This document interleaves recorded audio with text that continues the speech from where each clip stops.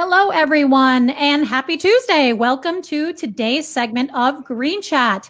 We are so very excited to bring you Team Dharma today and really talk about the very first dispensary opening in Virginia. We have the team here.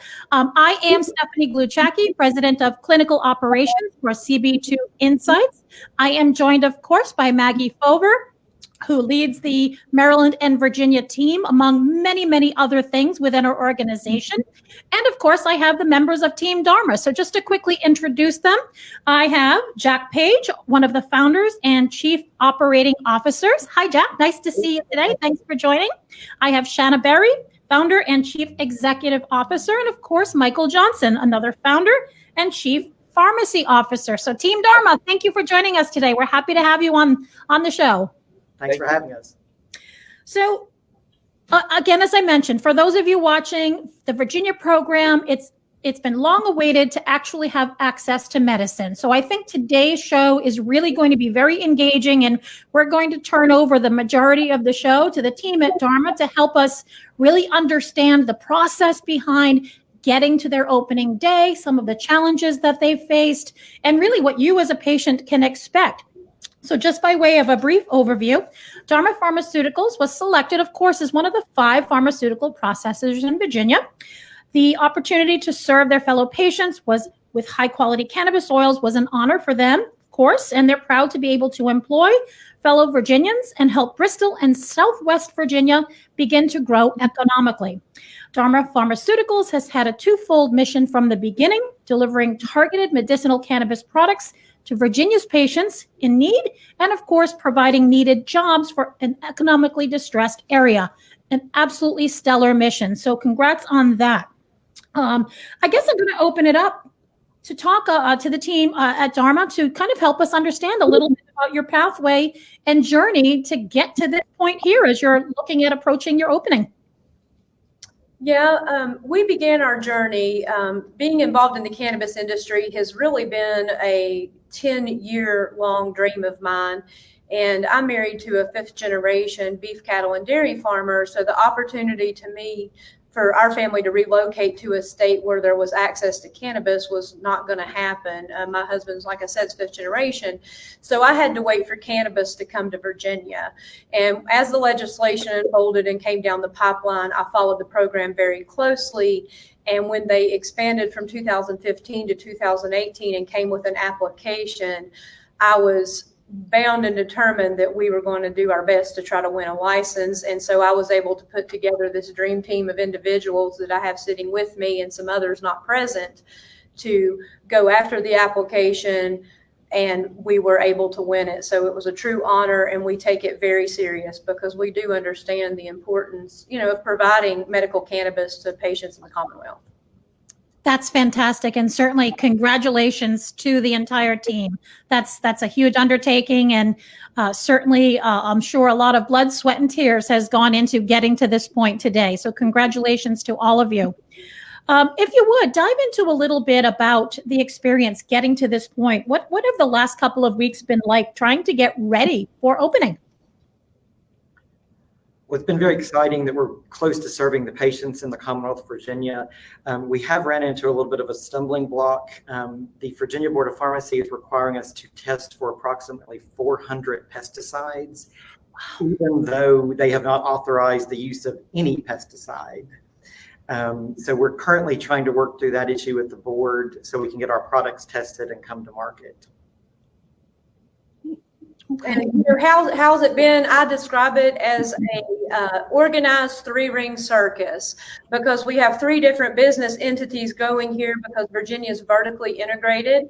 So we are working on the cultivation side of the business. We're working on the processing side of the business, in which we are adhering to CGMP compliant guidelines, which takes it above and beyond to ensure patient safety in terms of our products. And in addition, we're working on the retail side with the dispensary. And we're very fortunate that, Michael, our chief pharmacy officer, has been a pharmacist and a compounding pharmacist. So he's already used to making individualized medications for people. So he kind of has the dispensary side down. But, this is the first time in Virginia, and we're all Virginians, that we're able to commercially cultivate cannabis. So we've had some learning to do, but we have an excellent team of growers that have, taken the job, and they have done absolutely amazing with our first 2 harvests. Okay, that's exceptional. Now, these growers that you have, were these individuals that you've known for a considerable amount of time? Did you have to resource these individuals to help facilitate getting production ready for this point? Well, we kind of came up with an eclectic mix of individuals. Our lead grower, she's also GAP certified, which is Good Agriculture Practices. She's been an organic grower, and I knew her through the Virginia Farmers Market because I sold beef that we raised on our farm, and she had organic vegetables. So I've seen the quality of plants that she's able to grow. She's also a huge cannabis advocate, but because in Virginia we never could grow cannabis legally, this is, her first time to actually be able to explore the opportunity and her true passion for cannabis plants. And we also had a young gentleman that's local to Bristol that when Dharma won the license, he took it upon himself to move to Massachusetts to gain the experience he would need to come back home and work for Dharma. That is true dedication. Absolutely. And just in hopes and anticipation. And we actually didn't even realize that till we had hired him, and he told us the story, which made it so much more impactful because he was able to gain cannabis experience in another medical market before Mass went rec. And so he was already used to a lot of things with the cannabis production and the medical market, which we're very fortunate to have. And the best part is he gets to move back home and have a job in the cannabis industry. That sounds like a win-win to me. Absolutely. Lots of benefits coming out of that relationship for sure. That is absolutely fantastic. And I love the enthusiasm with which you're all just speaking today. I mean, clearly you have a passion for delivering quality products and a passion for delivering the very best to patients in your area. So that's truly welcoming to hear. And I hope those watching, and it certainly looks like we do have quite a few watching and tuning in today. So that's really exciting to hear. If I may ask, when do you anticipate actually opening? Well, that all depends on this testing issue. We hope to be open by the end of August, but because of this stumbling block, we're not sure we're going to make that deadline. We have oil ready to be tested. We just don't know how to have it tested right now because none of the labs in the state of Virginia that are approved, and there are 5 of them, none of them can actually satisfy that pesticide requirement. Just to give you an example, one lab was planning on testing for 20 pesticides. Another lab was planning on testing for 48. And we learned that the board wants 400. And it kind of blew everyone away. So we are just working diligently to try to figure out, hopefully the labs can get together and come up with a solution with the board so we can give this medication. Because, we hear our patients, they're calling every day wanting to know when we're going to be open and stuff. And so, we are trying to be as transparent as possible through this process. And this is a now stumbling block. So it's going to, unfortunately, keep us from obtaining our goal of being open by the end of August. But we're going to work through it. And just like everything else, it's going to work out. And we're not going to lose our focus. And we're going to continue to remain dedicated and on point to make sure that patients have access to this medication as quickly as possible. That's wonderful. Full steam ahead. And certainly we here at Canacare Docs certainly appreciate and understand the hurdles associated with regulatory bodies. Right, Maggie, would you say?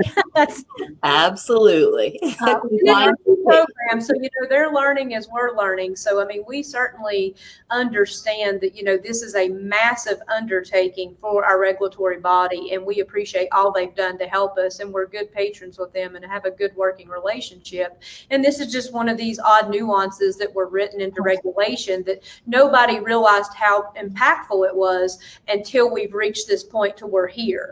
Now that we're here, we realize we have an issue. So now we have to determine how quick we can react and adapt and get it changed so we can serve our patients. That's a great answer. And I think that speaks to a comment that one of our viewers has just made. And Stephen, I see your comment and I appreciate your comment. But again, I believe this is definitely a learning curve on both sides. When regulations are written, certainly they're written in a very black and white with subtle hints and tones of gray, simply because of the fact that there are a lot of unknowns oftentimes as you're rolling out new programs, particularly of this magnitude. So Stephen, I appreciate your comment. But again, this is very common in most states that are rolling out new programs. So by all means, I do believe that there's definitely a partnership that needs to be had, and certainly the approach that Maggie and I have always taken with respect to entering new states and really understanding regulations, because there is definitely that learning curve. I think one of the questions that our viewers probably are most excited to hear you talk about is that specific to the actual products that you're going to be offering. If you don't mind, feel free to speak on that. Sure. We'll be starting out with an inhalation device, obviously some oral oils, topicals. We plan to move into a few novel delivery devices down the road. Those will not be in round one, but we will be rapidly bringing things online. We'll probably have some troches following some pharmaceutical dose forms from my previous world. And I think you're going to see a different mix of product than you have in other states to specifically target patient concerns. Yeah. And I don't know if you're familiar with our area, Southwest Virginia, but we are in the heart of the opioid epidemic. We're on average 3 times the national average for opioid abuse and deaths. So it's very important to us to look at, long-term chronic conditions where people are in pain. In particular, if we can, reduce the use of opioids in one patient, or one person's life is saved from not overdosing on opioids and they have cannabis as an alternative, then that's very important to us, because we live it. Like I said, we're Virginians. We've been here year after year. My background is in real estate. I've seen families who have absolutely been torn apart and lose their homes and everything because, the opioids snuck up on them. They were prescribed them for a reason. They were told they were non-addictive, and then the cycle begins and they're now getting them off the illicit market. It affects entire families. So we have firsthand, as business owners in our region, witnessed, the impact of the opioid crisis and chronic conditions. So if we can utilize a different natural form of medication that will alleviate pain, that is huge for us in particular in our HSA. Thank you for clarifying that. That's such an excellent point, Shanna. The opioid crisis is certainly one that's impacting so many, whether on an individual basis or by way of it being a family member or a friend. And you speak certainly to being embedded within your community and seeing it firsthand. So it must feel very rewarding to be able to offer an alternative that's quite safe. So kudos to you all, absolutely, for being able to deliver these alternatives and hopefully making an impact on the lives of those who are impacted by that particular crisis. Yeah. Right. We're aware of 2 other states that actually allow people to surrender an opioid prescription and become automatically enrolled in the medical cannabis program. And so that's definitely a legislative goal for us for next year to try to get that added to the Virginia program. A worthy goal, certainly. And speaking of legislative goals, we get calls day in and day out and record, kind of what the patients are asking for. We jot down what are the questions the patients are consistently asking for. And right now, you do know that we are in an extract only with an oil. Any derivative of the oil is medication. And day in and day out, multiple times a day, we are getting calls from our patients asking for access to flour. And that is something that we are here to listen to our patients' needs and advocate for our patients. So it's consistently coming up, and it is definitely something that we want to proceed with legislatively, because we are listening to our patients. We hear you guys, and it's overwhelmingly known that our patients want flour. So we're going to do anything we can to facilitate and help that happen next year. Additionally, legislatively, The other concern that we're really having from patients is access to medication. Because the current regulation requires their first visit be in person at this time, that's kind of a stumbling block for someone that may be paralyzed or someone that is homebound and has no caregiver. They don't have someone they can appoint an agent to come to the processor for them. So that's something else we would really like to work on, to be able to, at minimum, have a telepharmacy visit for their initial visit so that we could then deliver to them. Yes. And just to clarify, a patient can register an agent to come down and get their medication for them. But we've had several calls from patients that maybe live alone and they don't have family members or anyone appointed. So, if you don't have any family here and you have no way, and you have really nobody that you can appoint to be your registered agent to come get your medicine, and for whatever reason, medically, it makes it near impossible to get in the vehicle to drive here. That is another, one of these calls we're repeatedly getting. So we are listening to our patients and we are focused on getting them the goals that they're looking for in terms of their medical needs. That's right. And clearly you're very in tune with your patient base and the needs of your patients and listening. And that's how we affect change. And I think that's an absolutely great approach to how to move forward to offer services to patients, to your point, who are perhaps homebound and have limited access to someone who can help facilitate the delivery or the acquisition of their medicine. So that's critical and that is key. That's a great segue for an issue that we're all kind of enduring right now with respect to the pandemic. For those, unfortunately, who are homebound or maybe have a little bit of concern about venturing physically out of their home because of safety concerns surrounding the pandemic, what kind of COVID protocols do you have in place once you are opened? We will have masks available at the door. There's obviously, by regulation, access will be limited to the patient or their registered agent or guardian or parent. There will be hand sanitizer. As a matter of fact, I just put it beside the front desk this morning. And then there will be a limited number of people in the waiting room. Okay. And we have 4 individualized consult rooms that can then be sanitized between patients if need be. Perfect. So And standard protocol. Your screen as well when they come in the door. Yes. Okay. About that. Got to be part of this habit anymore. Right. And again, another, I wouldn't call it a stumbling block necessarily, but another thing that I've seen happen throughout multiple states would be a curbside type situation where where this is a pilot program, it's the first time anyone's receiving medical cannabis. A long shot would be great to be able to offer curbside assistance where we could actually physically go to the patient's car and do a visit outside of the physical location, just simply because everybody who maybe has a compromised immune system wouldn't feel comfortable entering a building. That's a goal that we have, but I don't know how practical it'd be to get it implemented. But, again, Sure. we work to our patients, and that's something that we would like to have happen, but we have to operate within the parameters of, the regulatory body. That's right. That's right. So I think that there's certainly a lot of engagement on this particular segment here today, which is absolutely wonderful.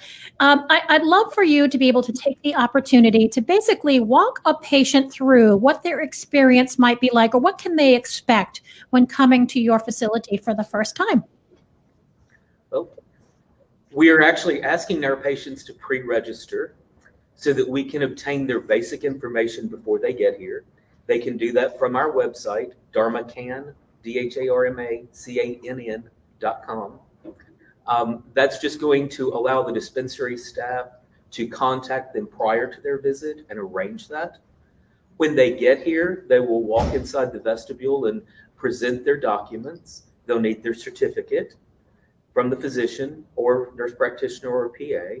They'll need their Virginia issued identification card, and they'll need the Board of Pharmacy cannabis oil card. Those 3 will be presented, and then they'll be granted access into the building. They'll come in and talk to the receptionist. She'll verify that all of their information is either already entered into the system, or they'll gather the information. They'll then, if they wish, have a consult with a pharmacist or give their order back to the receptionist that can present that to the dispensary. And after that, the dispensary staff will get their products ready. They'll be verified by a pharmacist, and then out the door they go. And then we have officially adopted them into the Dharma family at that point. And what a family it sounds like. Certainly, there's a lot of energy and positive attitude. It would certainly be a great family to enter into. That's wonderful.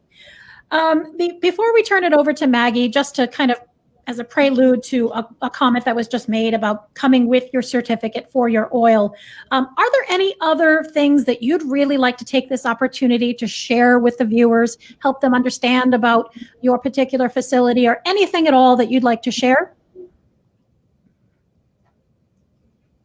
No, I mean, we just want to tell, this is our first time on live TV. So we're nervous about it. We're nervous about our opening because we want everything to go on without a hitch. And we've worked so hard, but we do know that technology may have issues and things. And we just ask that, if we do have a small snafu for whatever reason beyond our control, that our patients be patient with us. And I just hope they really understand we've put our heart and soul into this. And we're going to try to do our best to make their experience as positive as possible, but we can't control everything. And like I said, it's a pilot program, so we're starting out new, and we're going to do the best we can, and we hope our best will be good enough for everybody. Thank you for sharing that. That's absolutely wonderful. I'm just going to turn it over to Maggie here quickly, and then we'll take some time to wrap up. And Maggie, how would someone become a patient in order to be able to access the Dharma services? Definitely. I'm sure the patients really appreciate the team at Dharma coming on today and speaking with them, letting them know what to expect, because I know they're very excited to be able to join the family at Team Dharma. So the best way to do that would be to go to cannacaredocs.com, and you're going to want to select book your appointment now. You're going to select your state, being Virginia. And it's going to take you to an easy scheduler where you're going to select the date and time that's most convenient for you. The wonderful news is that appointments are extremely convenient at this time because they are all done via telemedicine. So it can fit right into your day nice and seamlessly. And then you're going to have your telemedicine appointment with us. We're going to educate you about medical cannabis. You're going to see a very knowledgeable and compassionate provider that's going to help you with your medical decision making and get you set up with your written certification that we're going to email to you so that you can complete your registration with the state. The service for that is $150 for our patients.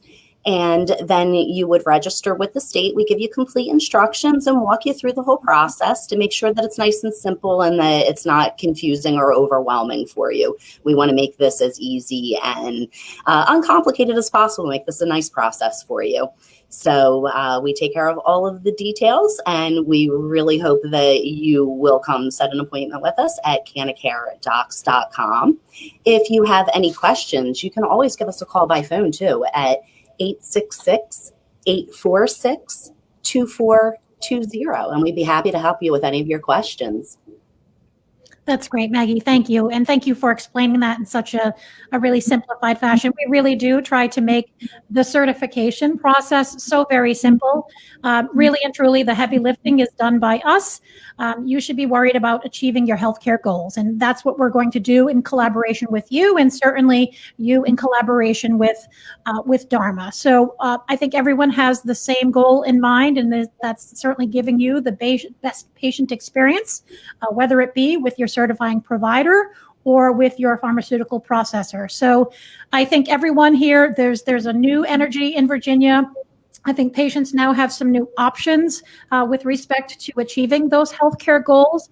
And I think this is just the very beginning of just a new way of looking at healthcare in general for those in Virginia. And we're certainly excited to be a part of that.